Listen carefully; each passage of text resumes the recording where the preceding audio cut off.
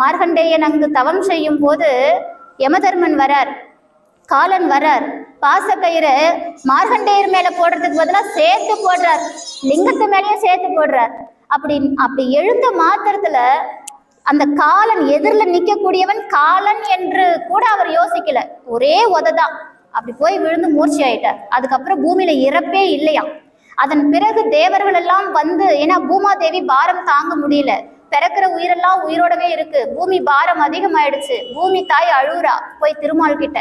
அப்ப திருமாலும் தேவர்களும் வந்து சிவபெருமான் கிட்ட, இந்த மாதிரி பூமியுடைய பாரம் அதிகமாயிடுச்சு, தயவு செஞ்சு அந்த காலனை கொஞ்சம் எழுப்பி விடுங்க அப்படின்னு கேட்கிறார். அதன் பிறகுதான் அந்த காலனை மீண்டும் உயிர்ப்பிக்கிறார் நம்ம ஆளு.